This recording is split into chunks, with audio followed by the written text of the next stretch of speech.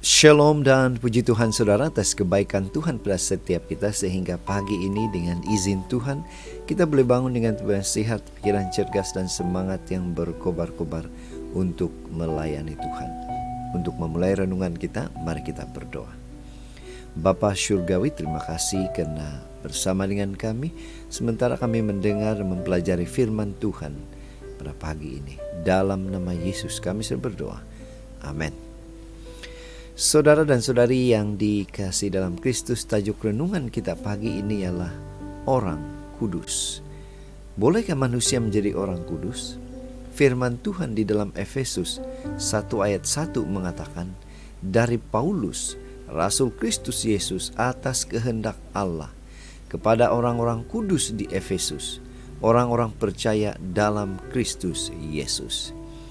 Saudara, bacaan kita hari ini kita boleh bacanya di dalam buku Efesus 1 ayat 1 sehingga 14. Ini merupakan salah satu kandungan surat Paulus kepada jemaat di Efesus. Paulus menyatakan ada berkat istimewa, berkat rohani apabila mereka berada di dalam Kristus. Salah satunya ialah mereka akan disebut sebagai orang-orang kudus. Kamus mengartikan kudus sebagai suci, murni, tanpa dosa dan tanpa cacat celah. Namun dalam Alkitab, kata kudus dapat berarti terpisah, dihususkan, diasingkan oleh Tuhan.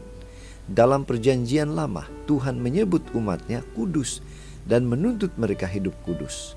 Mungkinkah mereka ini hidup tanpa berdosa sama sekali? Mustahil. Akan tetapi, Tuhan memisahkan mereka dari bangsa-bangsa lain sebagai umat yang menjadi contoh agar melalui mereka Tuhan dikenal di muka bumi. Di dalam bacaan kita hari ini, Paulus menegaskan bahwa yang dimaksudkan dengan orang kudus adalah setiap orang yang percaya kepada Tuhan Yesus. Dia menyapa para penerima suratnya sebagai orang kudus. Misalnya juga dalam Roma 1 ayat 7, 1 Korintus 1 ayat 2, 2 Korintus 1 ayat 1, Filipi 1 ayat 1.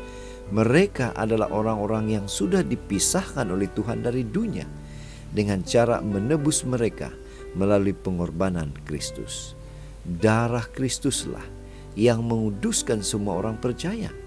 Tujuannya adalah agar mereka membawa dan bersaksi tentang kekudusan Tuhan kepada dunia. Kita juga boleh bandingkan dalam 1 Petrus 2 ayat 9. Yang menjadi pertanyaan untuk kita ialah bagaimana dengan kita? Apa pengajaran untuk kita? Apakah kita orang yang kudus? Apakah kita orang yang percaya pada Tuhan? Tuhan telah menjadikan kita orang yang istimewa. Dia menjadikan kita orang percaya. Hanya Kristuslah yang boleh menjadikan kita kudus. Itu sebabnya pada pagi ini mari kita ingatkan diri kita bahwa kekudusan itu adalah anugerah Tuhan, pemberian Tuhan, bukan hasil pencapaian pribadi kita. Saudara, inilah doa dan pengharapan kita. Mari kita bersyukur, mari kita berterima kasih pada Tuhan. Tuhan begitu baik.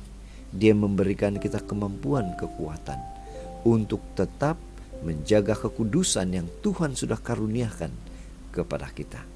Mari saudara, kita tetap setia, tetap semangat, tetap positif, tetap sehat bersama dengan Tuhan sampai Maranatha. Tuhan memberkati kita. Mari kita berdoa. Bapa Syurgawi, terima kasih karena sekali lagi Tuhan mengingatkan kami bahwa kami adalah orang-orang yang sudah ditebus, orang-orang yang istimewa, dan Tuhan mengaruniakan kekudusan untuk setiap kami. Dalam nama Yesus kami sudah berdoa. Amin.